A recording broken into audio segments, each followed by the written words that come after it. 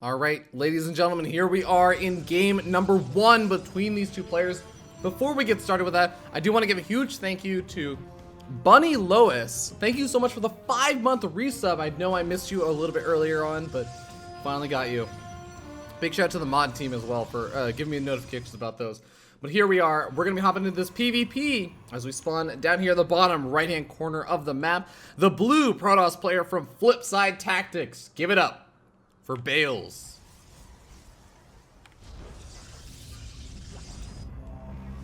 And up here in the top left-hand corner of the map, the red Protoss player from Psystorm Gaming. Give it up for Peely Peely.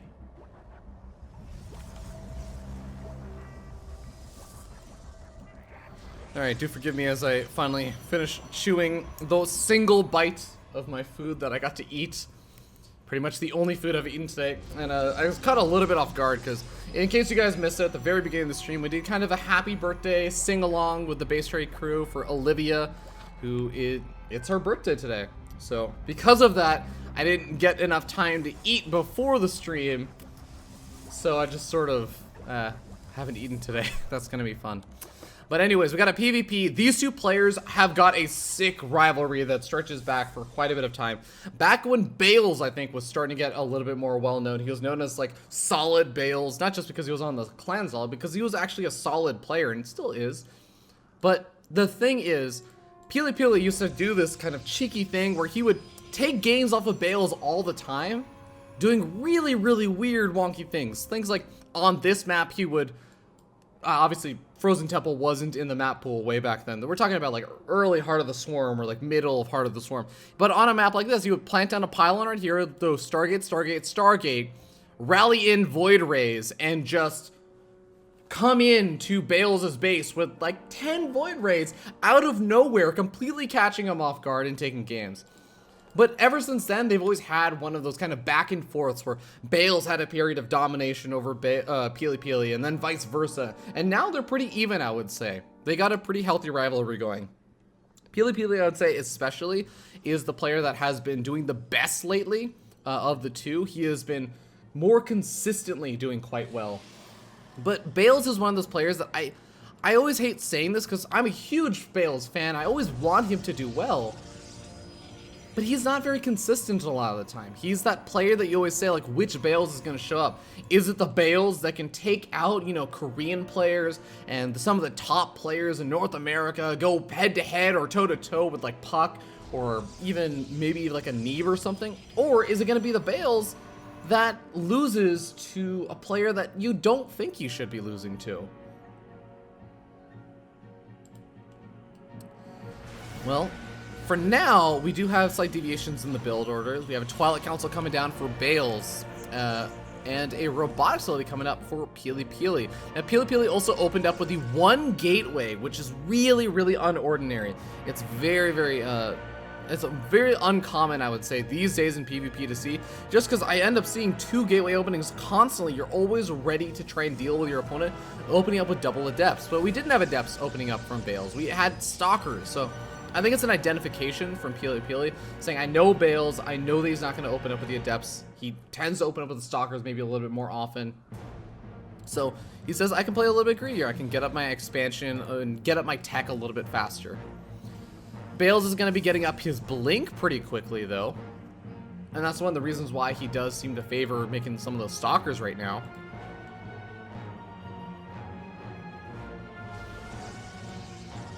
Sentry is going to be able to hallucinate a Phoenix, move across the map. Of course, Peely Peely is just going to rely on one of those Adepts. Peely Peely has always been a player that has enjoyed the Adepts since the launch of Legacy of the Void. He has been an avid user of them since the beginning. So it's never a surprise to see that Peely Peely at least has, like, even when he's not necessarily going for an Adept-heavy composition, he has a couple of Adepts just because I think he loves being able to use those shades to scout around and get information. That Adept may be in a bit of trouble as that Stalker tries to chase it down, but oh, he's gonna try and gun it down on some of the sentries. Hey, you pops a Guardian Shield. Whoa, it doesn't seem like a big deal because, yeah, the sentries will have time to regenerate that energy, but that's energy for Hallucinate Phoenix that he could be sending out. And Bales doesn't have another way of really scouting around. You don't really want to send your observers into your opponent's base in this matchup just because it's so ridiculously common to get a Robo in this matchup. You have to get a Robo, and you have to get an Observer out. It's pretty much a guarantee that your opponent is going to have one of them. What is Pili Pili planning to do right now, though? He is pushing in with a lot of these Stalkers and the Sentries, getting some good force fields down, but he is also taking a lot of damage to the Photon Overcharge. Bale should be able to defend with not a lot of problems, and he's still got a ton of energy left over as well. Pili Pili has the Warp Prism loaded up with a single Sentry and 3 Adepts. This is really interesting. I wonder if, oh, we'll hold that thought. We do have Bales trying to push down the ramp. Blinks his Stalkers back as he tries to take out as many units as possible, but upon realizing it's not really going to work out, does have to back up. Might be able to get a full energy Sentry. That would be pretty nice, but doesn't quite decide to chase it out all the way. Pili Pili may try and drop in the main base and go for the big Warp in, as well as dropping out those Adepts to try and get the damage done. The Adepts do drop over there. A single Sentry. Oh, misses the force field. All the probes do end up escaping. It was a cute idea. The execution not quite there, but pretty close to it. And Bales is going to be out for blood for that Warp Prism. That Warp Prism is not going to have a lot of space to maneuver around in. He's getting out his own Warp Prism. And, oh man, this is really rough. If the Stalkers just stick around over here, he's going to be able to keep that Warp Prism completely pinned. And Photon Overcharge would be able to stop the Warp Prism from moving out from the south side. But at the same time, Bales also has to keep his own army back at home this entire time. So that gives Pili Pili a bit of safety. Charge is coming out for Bales, so he's starting to transition out from just that pure Blink Stalker force with just some of the Immortals in the mix. And in the meanwhile, Pili Pili is going a different direction with it. He's going for Resonating Glaze. He's adding on a lot more of these gateways, continuing to obviously produce out of that Robo. He's getting out another Observer. He may have lost his previous one. No, still has the other one alive, but just scouting a bit further ahead. And it's always good to have more than one Observer in this matchup. You never want to be caught where your opponent just does this quick tech transition into DTs or something, and you realize that you lost your Observer in the main army engagement because it was part of your hotkey group and you just A-moved it in. Well, the rocks are going to be knocked down, and Bale should be relatively well prepared for this in the sense that he's going to have his army in the right position. But is he going to be prepared for it in the sense that he has his force fields going down immediately? The Sentries are actually able to get out really, really good force fields, and these Adepts can shade past the force fields, but the Immortals still need to make it past. The Stalkers still need to make it past. Everything else still has to get past those force fields, so it's only kind of a small saving grace. It can help out, but it's not necessarily a guarantee that it can just ignore the fact that there are force fields. But now the third expansion going to be under a lot of fire. Photon Overcharge is starting to go down. Has another pylon they can Photon Overcharge, and he does do so. Pili Pili seems like he's getting the better end of these engagements. And even though Bales is doing an okay job, it just seems like his army supply is falling rather rapidly. And pretty soon, the probes themselves are going to be under fire. Adepts are going to be able to shade on top of the Immortals, focus firing them down, trying to kill them off as fast as possible so that his own Stalkers are going to be able to survive, but more Immortals popping on out. Pili Pili is trying to rely on these reinforcements, whereas Bales is relying on these Photon Overcharges. Another Immortal coming out from Pili Pili, walking its way across the map. It does get picked off by itself, but Bales has to retreat back, and it looks like Pili Pili is able to overpower his opponent. Bale's in dire straits now, as having lost that Mothership core, as well as the fact that he has lost the majority of his units. Pili Pili doesn't even have to engage any further, but I feel like he could if he wanted to. He could probably end the game right now, but he doesn't want to risk it. He just says, you know what? I killed your third. I have a third. That's enough for me. There is some value in the validity into that kind of chain of thought, but you do want to really be careful. You want to make sure you're constantly scouting at your opponent. If they do something like get disruptors up, they can win and get lucky with a good trade later on if they have more tools available to them.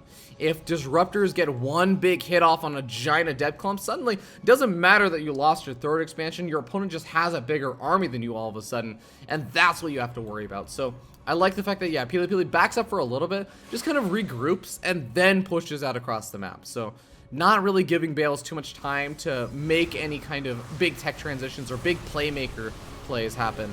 GG gets called, and Bales is going to tap out. Pili Pili taking game number 1 in the best of 5.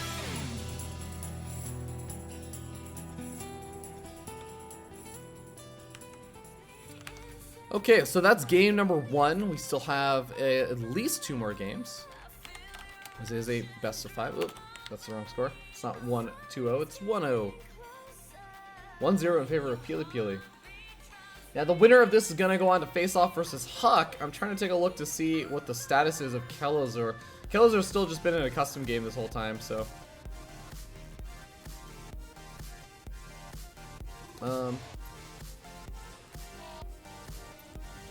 They didn't tell me the map. Did they? No, they did. Did they? No, they didn't.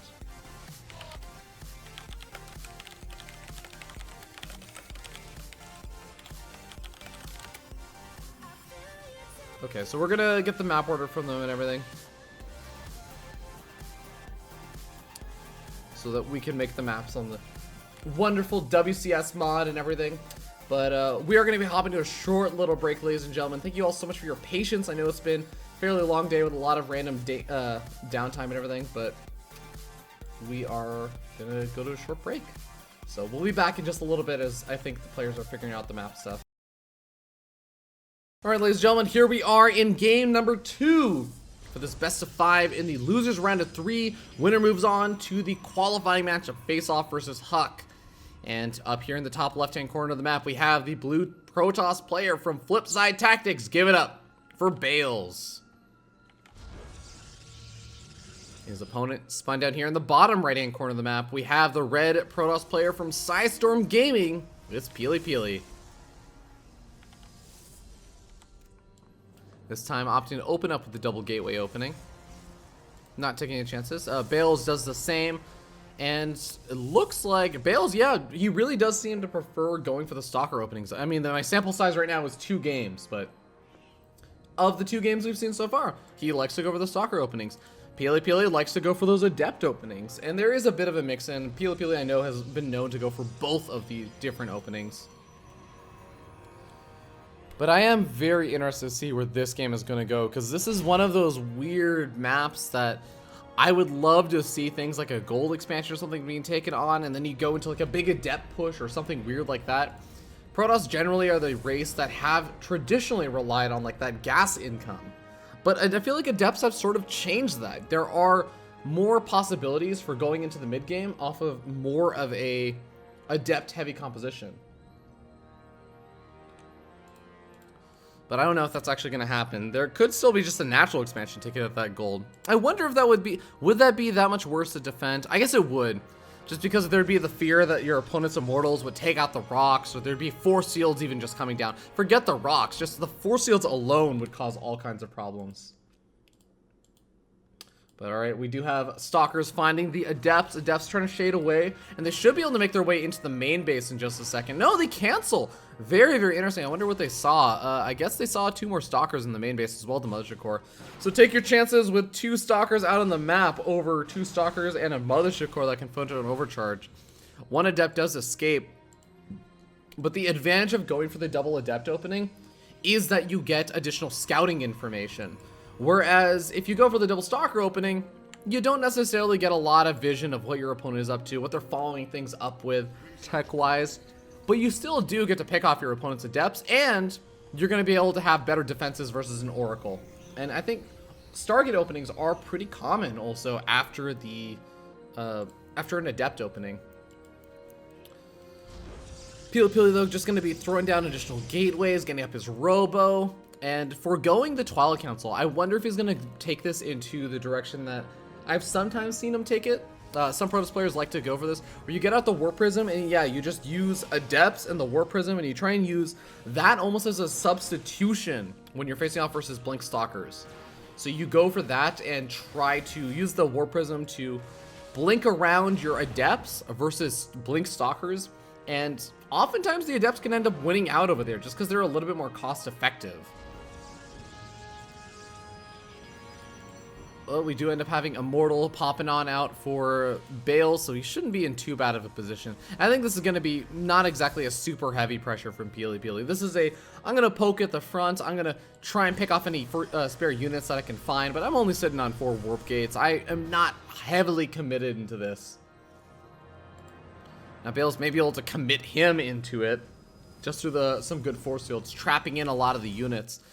Warp Prism is nice in the sense that it can pick up individual units, but can only hold 4 units at a time, and that is one of the biggest disadvantages compared to Blink, where if all of your stalkers, or you have a big clump of stalkers that get forced in on the wrong side, or you have a bunch of stalkers and sentries forced in on the wrong side, the stalkers can all blink out. You can't do that with a Warp Prism. You gotta load 4 of them up, drop them out, and load up 1 at a time after that as you unload them. It does become a much more difficult situation. So we'll see how can Peely Peely manage this.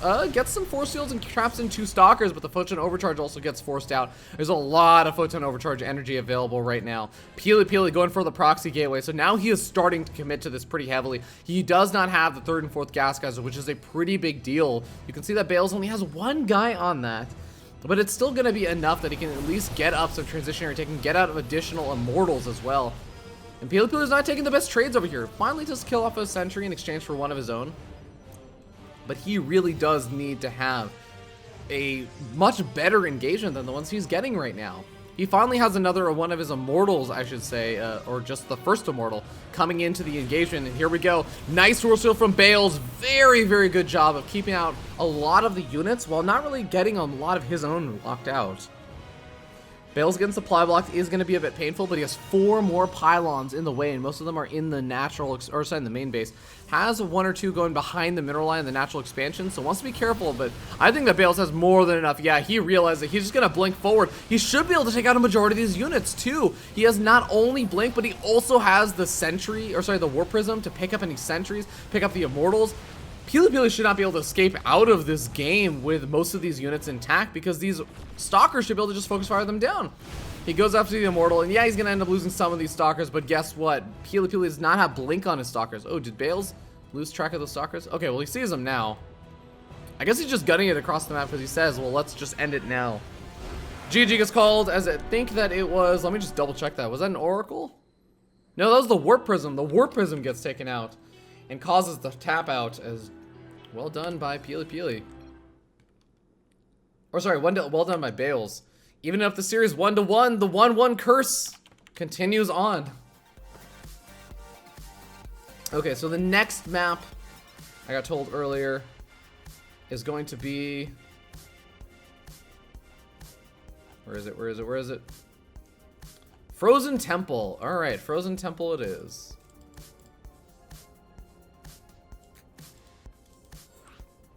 I feel like this is just a big fight to see who is the 3rd best Protoss in North America right now. I think that Peely Peely and Bales are constantly in contention for that, and with Huck coming back, I feel like he has also sort of returned. Alright, let's see. Peely Peely. The other 2 best Protoss that I would say are considered the best are probably Puck and Neeb. Neeb is definitely hands down. Puck, I think... He's had a few off days recently, but I think for the most part, he's done pretty solid. Alright, we got Peely Peely. Where's Bales? Bales, Bales, Bales. Bailey, Bailey, Bailey, I made you out of clay.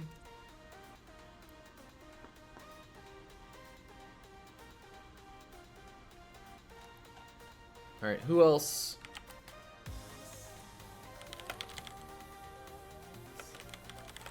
Who else needs invite? I think Huey was casting.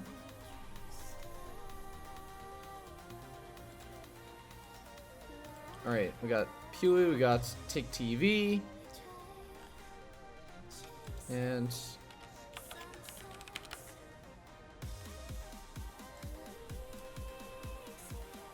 we're just waiting on Bales, I guess.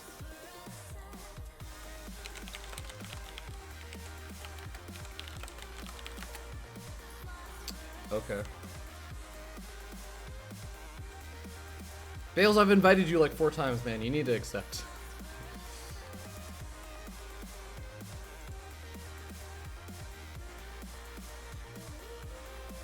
Okay. Well, as soon as the players are ready, we'll start. The next map again is going to be Frozen Temple for this PvP. Winner goes on to face off versus Huck in the qualifying match. We're getting started. I'll set the privacy and all that stuff, but yeah, see you in a bit. Alright, ladies and gentlemen, here we are in game number 3 as we are tied up 1-1. We are going to be starting down here in the bottom right-hand corner of the map on top of the red Protoss player. Give it up for Psystorm Gaming's Peely Peely.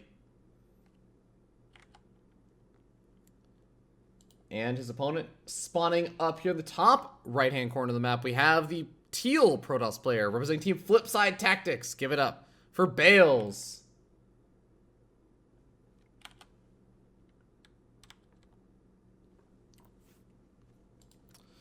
So we got, once again, the double gateway openings. Looks like that opening from Peely Peely, that first game was pretty much just a once-off to get out a faster expansion.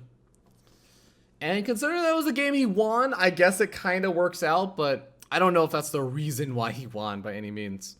It was just like a good luck charm thing. Regardless, Frosta is definitely one of those maps where I think if you look back at the history of PvP, there's all kinds of early game openings and everything. And I feel like a lot of the big factors that determine whether a map is nice for particular openings, it's still sort of true. Like Blink Stalkers especially. This is still a fairly nice map for Blink Stalkers. Especially if you consider the fact that if you try and check this third expansion with these spawns, you are going to be expanding directly into your opponent.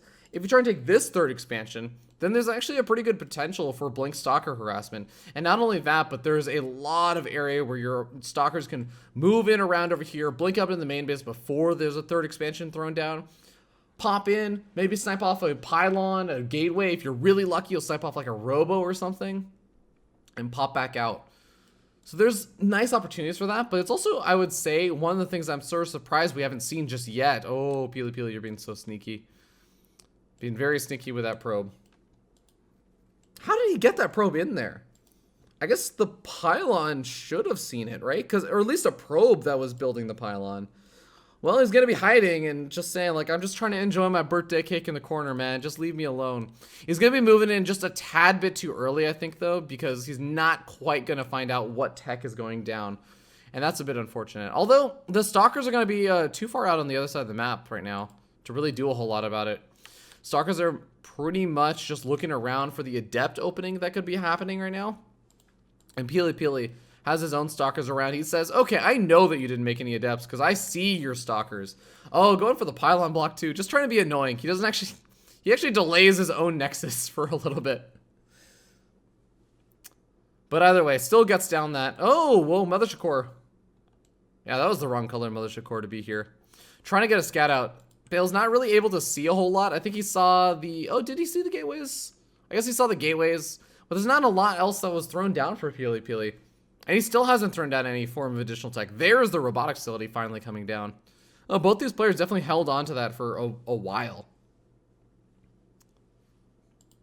And again, I'm sort of surprised. I can kind of understand if Peely Peely didn't want to reveal that or let that probe just die in the corner or something because it gets scouted later. But I am still sort of surprised that he didn't end up going for a slightly later scout around now or something to get a guaranteed scout and see, oh, you have exactly 3 gateways and a robo. I know exactly where you are and I can try and take advantage of that. Maybe take a faster expansion, try and go straight up into disruptors if you aren't afraid about a big attack, stuff like that. Well, there is going to be a Warp Prism made for Bales, and I assume that there's going to be a Warp Prism made for Peely Peely. This is a pretty typical opening for in a PvP. In terms of unit composition, I think that they're also sitting pretty much exactly identical. There's an Adept in the mix for Bales that I guess he was able to get out sometime. I don't know if maybe that's where the canceled pylon went for Peely Peely when he was trying to go for that Nexus block. It went into the lack of Adept, or maybe it just went into the 2 additional probes that he has. But either way, it does really seem like it's going to be a pretty even game going forward. Peely Peely just getting that slight little edge with the Chrono Boost on his probe, so he's able to get out slightly more workers, it seems like, since he has Chrono Boost on both of his Nexus. Oh, no, he doesn't have Chrono Boost on his, both Nexus. Has one on the Robo now. But with Bale's going to be the one that's getting a bit more active. We'll see how the engagement goes. It's really going to come down to the force fields generally, and we got a lot more trapped in over here for Bales, but he used that Warp Prism quite effectively and is able to save most of the units. Peely Peely, the only one that's lost a Stalker so far. Not a massive advantage, but still an advantage nonetheless. Bale's opting to warp in mostly Adepts right now. Peely Peely's starting to warp in some Adepts of his own, but Photon Overcharge is really going to be the big difference in this engagement. Pili Pili not the best angle though, gets force fielded out very, very easily. And guess what? That pylon is gonna end up falling very, very quickly. Although Bales is starting to run, oh, okay, there's a pylon in the high ground. That's a really good pylon. If that War Prism was a little bit closer, I don't want to say too close because you don't want it to be target fired down by the pylon. But if it's just a little bit closer, you can kill off that pylon. I think that's exactly what he's going to try and do. Fletch and Overcharge not playing popped on that pylon. It looks like he's just kind of sacrificing it. He's trying to gun it down and moves forward with all of his units. He says, I have a bigger army than you right now. Both of them trying to use that War Prism micro to get around it. And it seems like Pili Pili is going to take a pretty substantial win over here. GG. He takes a 2-1 lead in this best of 5.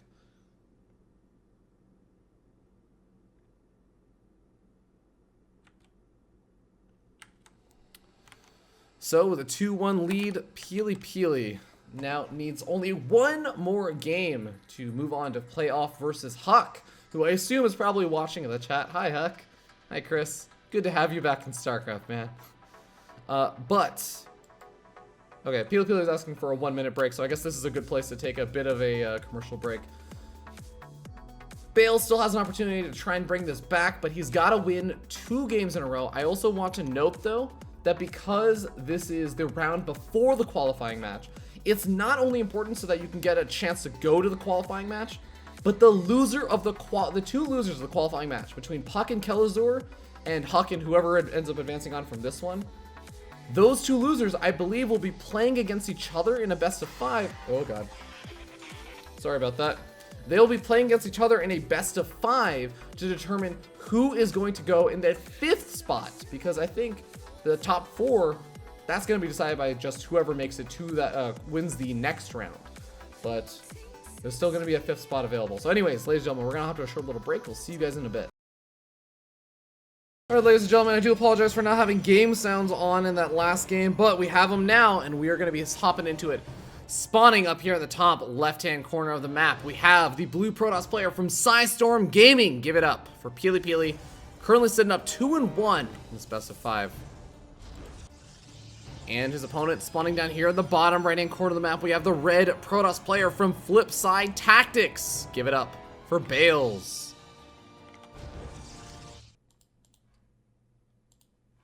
Okay. So sorry about that alarm earlier on. That's also for another event that I run called EU Ladder Heroes. So just everything is happening right now. I gotta like tab out to run an ad break. I gotta update the overlay and everything else over here, and then I gotta go do the ladder lock for EU Ladder Heroes. And then there's an NA Ladder Heroes ladder lock later tonight, but I'm not gonna worry about that too much right now, since that's not for a few hours. But alright, we are here in game number 4, 1 game away from the potential end of the series.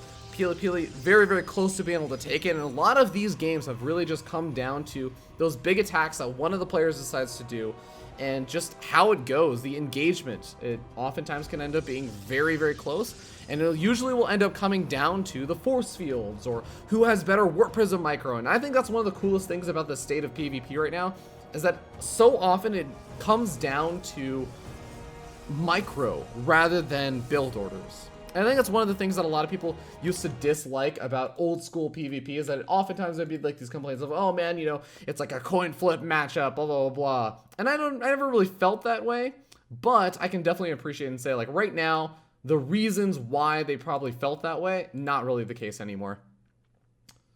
All right, as I really quickly tab out to figure out what the state of the European ladder is for a split second. Get a quick screenshot, boom. And then we are good. Okay, cool. Now I can deal with that later. I do apologize for that. All right, we got a double stalker opening coming out from both of these players. Bales does go for the earlier scout out on exactly what Pili Pili is up to. So he sees the double gateway. He knows that the 2 stalkers popped out, I think. I believe he saw them. Although, actually, no. The stalkers should have been able to get some shots off on the probe if they did. Well, they're both going to know either way, and Pili Pili is going to have that high ground advantage, although not entirely positioned at the top of the ramp, and he is going to end up taking the worst end of the trade over here. So high ground advantage or not, doesn't matter if you end up having 2 stalkers attacking your 1 stalker. So he is forced back to his retreating 2 other additional stalkers. Bales is a bit more on the defensive just because he doesn't really know what Pili Pili is up to. And Pili Pili doesn't really know Pili Pili knows what he's up to, but he hasn't really committed to anything just yet. He's chrono boosting out Warp Gate pretty aggressively right now, so I wonder if he's just going to try and get a bit more aggressive on gateways. There's the Robo, and Bales is just being a bit paranoid about potential opportunities for a Oracle coming out. So he wants to leave those stalkers in his main base, and that's one of the main advantages of going for the double stalker opening, and you add on the 2 additional stalkers. Pylon gets an overcharge to take out a probe that was scouting around. Very, very aggressive play to try and deal with a scouting worker. No, wait. Did it even... No, what was that? What was that photon overcharge for? There were no units here. Did the Mothership Core? Oh, the Mothership Core. The Mothership Core made its way across the map, so I do apologize. I'm apparently just getting worse and worse as the day goes on with the observing. I really do apologize for it. I know this is not like my A game for casting right now. But okay, we do have Blink coming out for Bales. He is going to be adding on a couple of gateways. He doesn't have a Robo yet, though. No Robo. So not going to have a Warp Prism, not going to have an Observer. Pili Pili, I don't know if he's really going to do anything that's going to take advantage of that, but Blink is nice. You generally do want high ground vision when you try and do any kind of aggressive Blink play, though.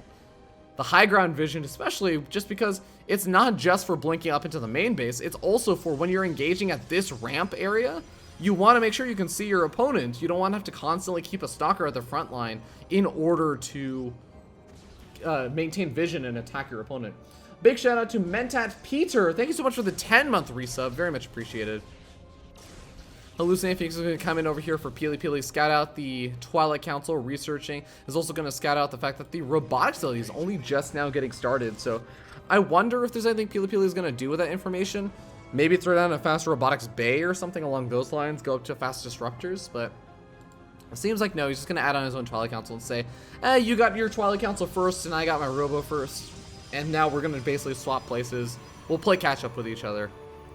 Obviously, having a Robo up, I think, is first is a bit better, just because having a Twilight Council up first, if you're not going for the big attack, which it seems like Bales does want to go for a big attack, then I was going to say, yeah, you're not really taking advantage of, like, this Twilight Council, it may as well not exist right now. Obviously, it's nice for upgrades later on down the line, but having gone for it earlier, if you don't hit right when Blink finishes, there's not as much value. There's a Robo, if you have it earlier, you can produce more units, you can produce more Immortals from it. And maybe even a Warp Prism or something. Mortal already getting his Hardened Shields popped, but doing some really good damage over here to Bales' army. Force Field is going to be pretty important, because even if you have Blink, you want to be able to use those Force Fields to push back the amount of surface area that Bales has. Immortal gets target fire down, and it's a mostly sentry heavy army over here for Pili Pili, so you could be in a lot of trouble. Warp Prism comes into the mix and just going to add into the amount of blinking that Bales can do. Pili Pili not getting out a Warp Prism of his own, instead just trying to focus in on as many of those Immortals as possible, and it could work out well for him, but he has to be very, very on point with this. Photon Overcharge, Pylon gets taken out very, very quickly, and Bales looks like he's taking a really solid engagement over here. The Stalkers are getting very pretty low in health, but I think that he might still be able to make this work. He blinks toward aggressively, he gets on top of one of the Immortals, a second Immortal comes in, and a Force Field comes down, trapping some of those Stalkers in. Pili Pili is starting to lose some of his probes, which is never an ideal spot to be in. But there's no more Force Fields left over for Bales, so he can't really try and keep this Immortal out of the mix. He's trying to focus fire down that Immortal, but it does get very low on health. It doesn't have shields anymore. If it gets too close to this fight, then Bales can just blink forward, but Photon Overcharge gets thrown out once again. That's going to help Bales, or help Pili Pili stay alive for a little bit longer. Adepts on the backside, not really attacking. Pili Pili cannot get the surface area that he needs over here. More Immortals coming on out for Pili Pili. He's got a second Immortal, and it pops out at the exact right moment, right when Bales tries to go for the aggressive blink forward. He ends up losing quite a few Stalkers in exchange for it, but Bales has been killing off more and more of these workers, and there we go. We have another blink forward, killing off another Immortal. Even if Pili Pili holds over here, has Bales already gotten too far ahead in that worker count? He's making his own Immortals. He's trying to rally them across the map now. I don't know if he's going to be able to continue this aggression that much longer, but I feel like he could just start to transition out. Maybe even think about, I don't know if a third expansion would be too ballsy, but just doing something to take advantage of the economy that he has. Maybe starting to just tech transition out while Pili Pili probably has to get up more probes and use more of his resources on that. For now, Bales is just going to continue to harass. He's going to end up losing the Warp Prism, which really does suck. That was a pretty big part of continuing the aggression over here. Immortal comes in the mix, and Immortal is going to be able to get involved and do a lot of damage over here. Not really so much to the Adepts, but definitely to the other Stalkers and the other Immortals. Pili Pili, he's still in this game, even if it seems like he's going to be behind, but he's fighting for his life, his right to continue on in this game. And now with the extra Immortal over here for Bales, it seems like he's going to be able to just take out all the power units of Pili Pili. Yeah, he forces him back, and the Shades may even end up being able to take out this Immortal over here for Bales, but I do feel like Bales is getting the better end of these trades. He's preventing Pili Pili from just going for a big counterattack, and he's got the worker count. Oh, losing another Immortal does kind of suck. I feel like he could have maybe delayed a little bit with the Stalkers. Yeah, I can understand why he didn't want to go back for that. Ooh, Pili Pili's Warp Prism just barely surviving. 4 hit points left over. He's going to back up and just try and recuperate from his losses. Not remaking any workers so far. May try and do so soon. But I guess he's starting to mine out of his main base. So really, those extra workers are not adding that much value. You can see Bales is currently 5 workers oversaturated in his natural expansion, probably more workers oversaturated in the main base. Here's another engagement, and Bales has a better concave over here at first, but the Adepts and the Immortal really adding quite a bit for Pili Pili, forcing Bales back. Yeah, look at this oversaturation right now. Both of these players. So, I mean, the worker advantage is going to start paying off once Bales establishes this third, but until that point, I don't really know that he has a better economy. It's a very, very slightly better economy. For those who don't know, 16 workers is like optimal mining for all of your workers. 24, you still get a benefit from each one of those workers, but it's a very small benefit. It's a very, very small benefit. Okay, well, Pili Pili is going to try and cancel this third expansion. If he doesn't, then he's going to be falling very far behind, I would say. Because, again, it's all about the fact that he's down all those workers. And he is going to be able to probably kill it off, but is he going to lose too many units in the process? Warp Prism able to warp in a few more units. He's up against multiple Immortals, but with such an Adept-heavy army, does he really care? Immortals are still useful, but don't get me wrong, they're not going to do the extra damage that they would do versus Stalkers. Pili Pili is able to kill it off and back up. He also grabs his own third expansion, still not probing up, still not making any more workers. And oh, Bales thinks that Pili Pili's army is much further out than it actually is, and Pili Pili might be able to get another cancel off in this third. This may take it into a weird base trade. Now, Pili Pili has not knocked down these rocks, and that could cause him some problems. But this is a full-on base trade, ladies and gentlemen. No, Bales does not want to have any of it. Even though he has the more mobile army with the Blink Stalkers, he is going to try and blink back. He's trying to get back to defend. Photon Overcharge goes off, and here's the thing. Pili Pili can just back up. He doesn't have to go into a bad engagement over here. He's going to try and engage. He has a lot of sentries warped in, getting a decent number of force fields out, but he uses up almost every single one of them very early on. He's going to be able to survive, though, and he kills off the third. His own third is not just building anymore. It's completed. A Dark Shrine was finished up for Bales a little while ago. I don't know if he's really used it just yet. No Dark Templar have been lost. No Dark Templar have been made. We'll keep an eye out for that, but resonating, or sorry, not Resonating Glaives. Yeah, I mean Resonating Glaives on these Adepts, but Adepts looking for an opportunity to get something done. Just keep an eye on where Bales is. But Dark Shrine coming up behind this for Pili Pili, because Pili Pili is a big believer. If you're on 3 bases, you should get a Dark Shrine. Bales finally warping in his own DTs. What detection is there for Pili Pili? He has an observer back at home. He doesn't have one at the third, though, and he only has 2 out on the map right now. One's with his army, one's at the natural. That's not quite enough to deal with 4 different DTs splitting up to each one of these bases. Not sending any over to the third, though. At the same time, Pili Pili may be busy trying to micro and deal with this. Oh, he's going after the pylons. He's going to try and depower everything.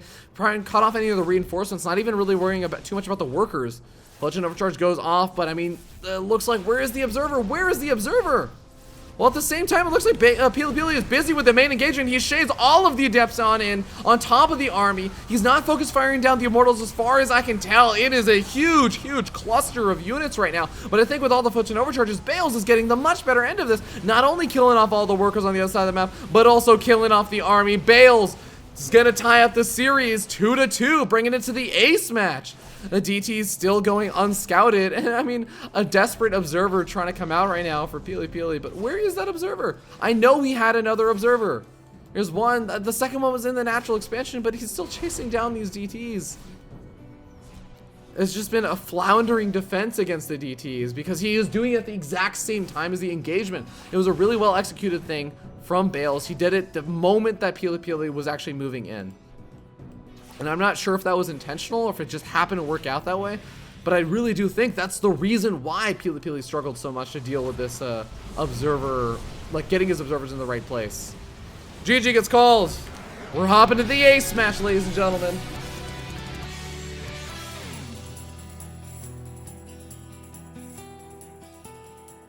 Okay. Oh boy. So tied up 2-2. Winner goes on to face off versus Huck. Loser does not have any opportunities. The winner gets 2 opportunities to qualify for DreamHack Montreal. The loser gets none. They're done. And I'm not sure if there's a DreamHack Bucharest. I mentioned this before. I tried to find information about this yesterday and like asking people about it and everything. But if there isn't a DreamHack Bucharest, this is one of the last live events for the WCS system that is going to happen for the entire rest of the year. Okay, let's find out what the next map is going to be. Let's see. Gettysburg. New Gettysburg.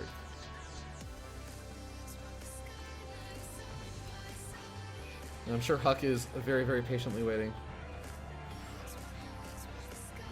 And did mention this before, but of course Puck versus Kelazur is happening over on Pewee stream. I said this. Twitch.tv/PUGHY.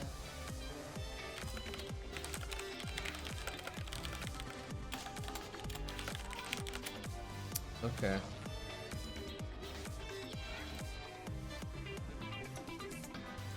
Invite to game. Where's Bales? Bales is in game. Get Protoss in here for Take TV. And then we will be good to go. And of course, I want to note that Puck versus Kelazur is a qualifying match as well. So if you do want to check that out, that is definitely probably not only a good match to watch, but it's also going to be an important one. Alright, as soon as the players are ready, we'll get this show on the road. New Gettysburg.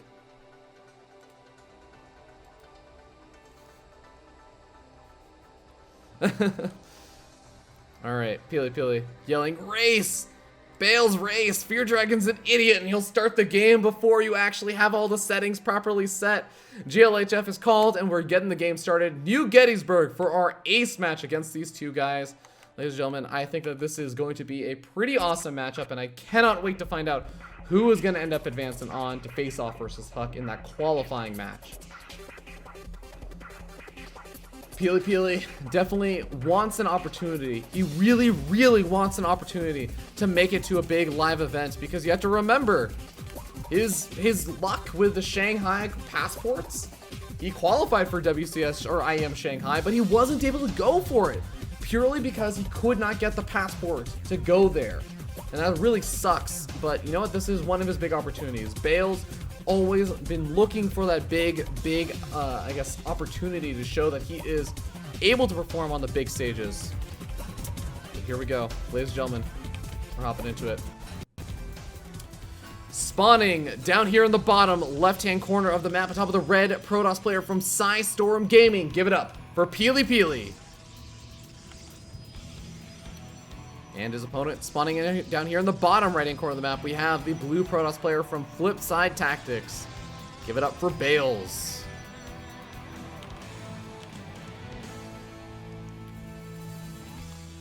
Okay, New Gettysburg. New Gettysburg. I always wondered if PvP would be a good matchup to do island expansions on. I don't think so, probably just because of the whole Warp Prism thing. Like, it has enough health that it could probably make it past, like, 2 photon cannons. How many photon cannons can a Warp Prism walk by and still survive? That's a good question.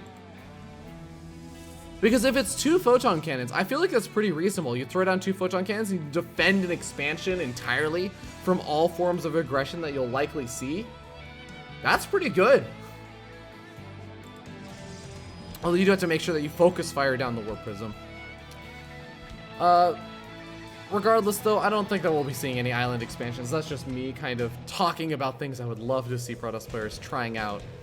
New Gettysburg is definitely one of those kind of weirder maps that you can try some of the strange things out with using those island expansions. But besides that, there is this kind of weird bridge in the center that is very, very narrow choke point, even though it has a pretty long path.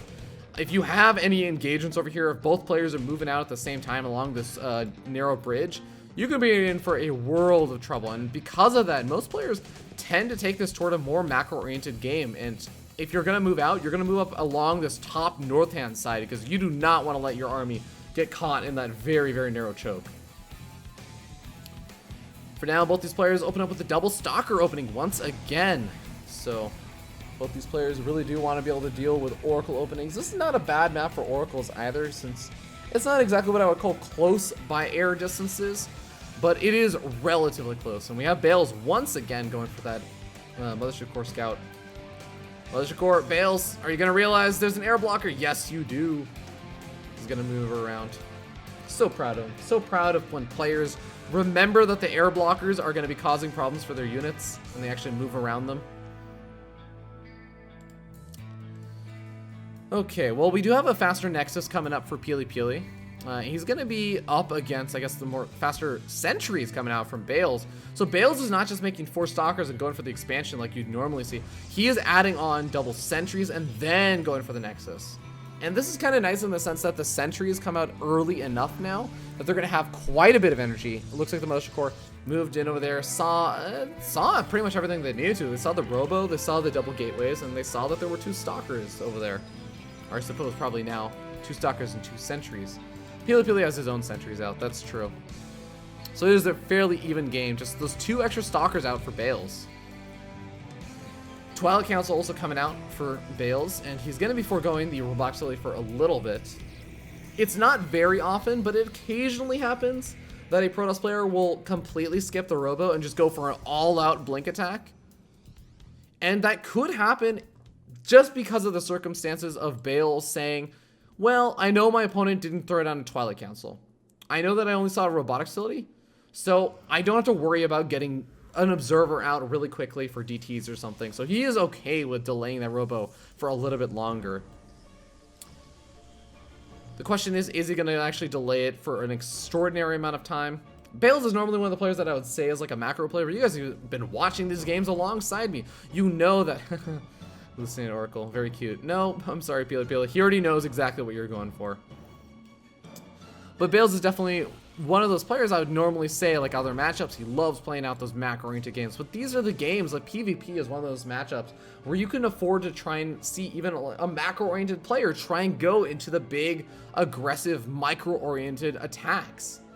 And that's just because of the nature of the matchup. It's so easy to see that, hey, you can actually die right here, right now, if I micro a little bit better than you. Just that idea, I think, is really cool about PvP. And something that I think it happens a little bit in ZVZ, although the matchup in the micro has been figured out a lot more. It's much less common to see, like, Zerglings just getting obliterated by a Baneling. It still happens every so often, but for the most part, there's an expectation of, like, good trades. And PvP, I think that that's still sort of more up in the air, just because of how many different things are happening usually for those big, early mid-game pushes. Where you have Blink Stalkers, you have Warp Prisms that can pick up units and everything. You have Force Fields going down. Maybe you even have like an Oracle getting involved in the mix.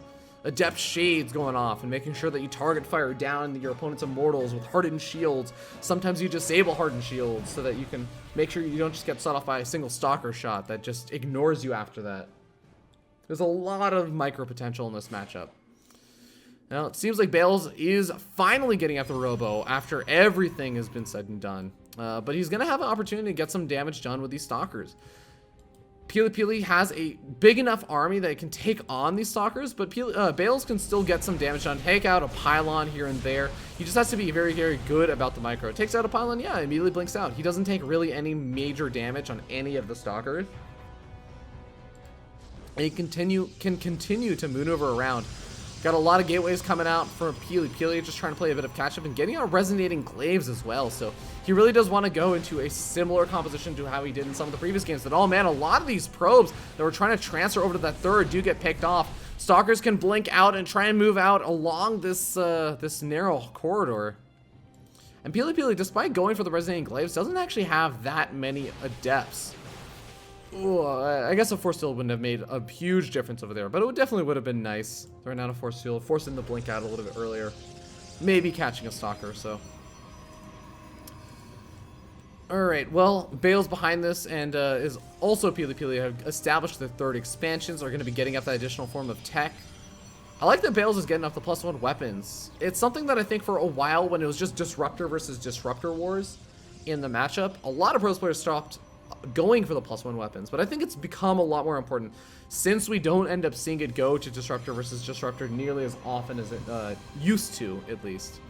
Dark Shrine's coming out for Peely Peely because what did I say? You're on 3 bases, no reason to not get a Dark Shrine and put some pressure on.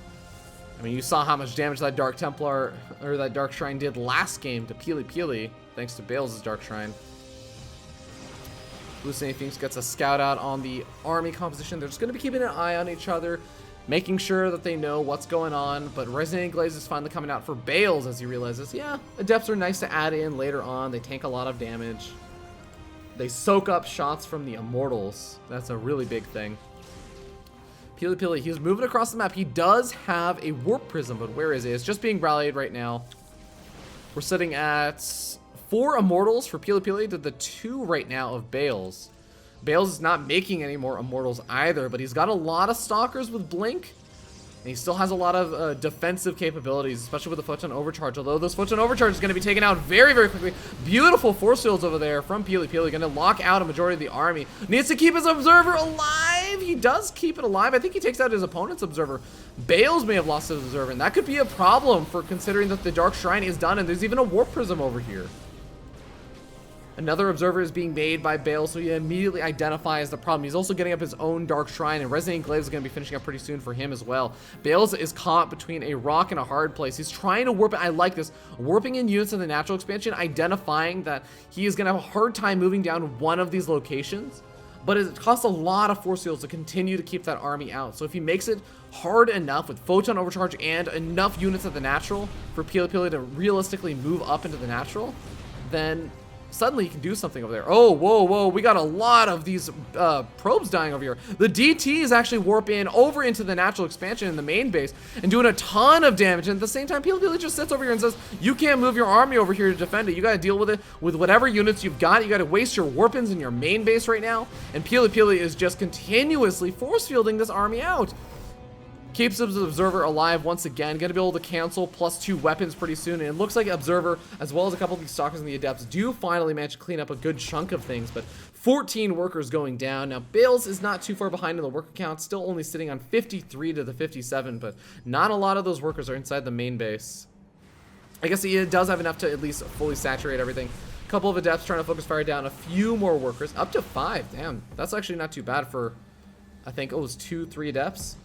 Few DTs for Bales trying to counteract the damage, and it looks like Peely Peely is onto it. Peely Peely also does have a forge. He's not throwing down any photon cannons until just now he's throwing them down. Throwing them down each one of these mineral lines, but I don't know if he's going to be able to save all of his probes. He's definitely starting to lose a few of them over at the natural expansion. Third expansion is going to have the photon cannon pretty soon, so he's going to still lose a few over there, but it's not going to be nearly as bad. Oh, photon cannon's getting focus fire down inside the main base. And Bales DT alive for a little bit longer. At the same time, he moves in with the Stalkers and going to try and do some damage over here. Lots of Photon Overcharges should be able to push that back, though. Immortals and Sentries trying to come into the mix, but I think they're not going to be able to do a whole lot.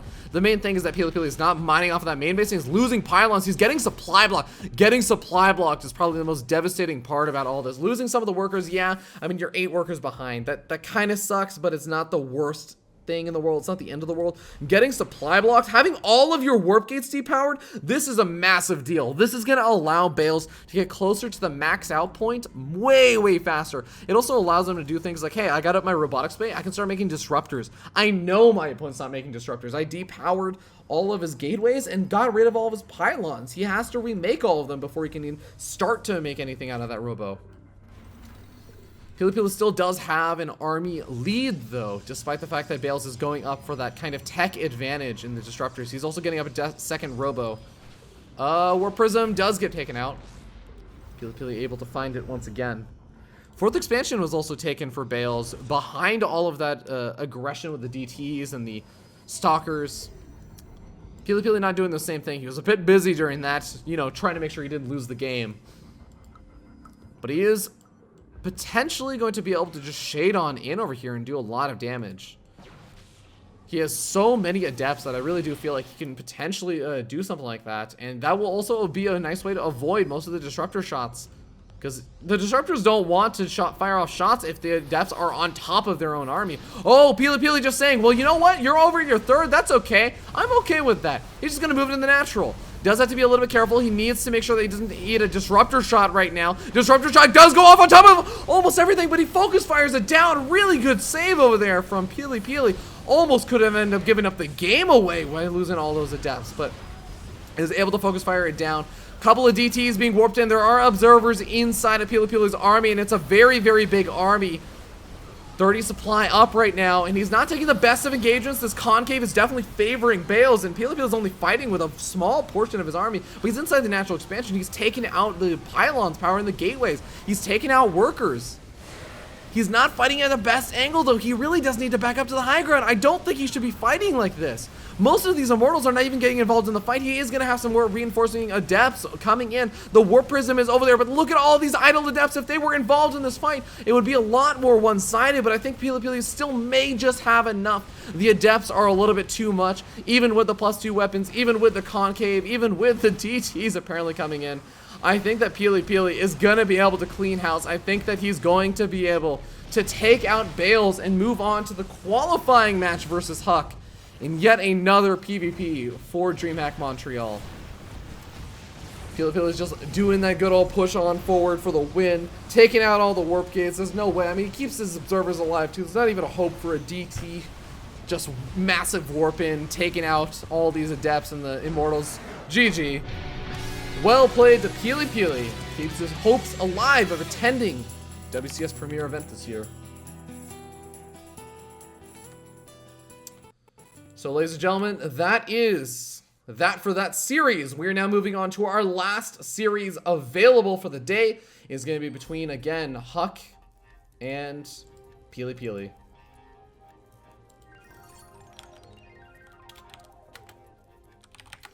So we're going to hop to a short little break before we get that series started while we wait for the players to finish up their map vetoes. You guys are watching the Base Trade TV coverage for the DreamHack Montreal qualifiers, and of course that is a WCS Summer Championship Circuit event. There are already a bunch of players that have qualified, which is why you might not see players like Neeb or Masa, etc. in this qualifier, but we'll be back in a little bit, so don't go anywhere for our final match.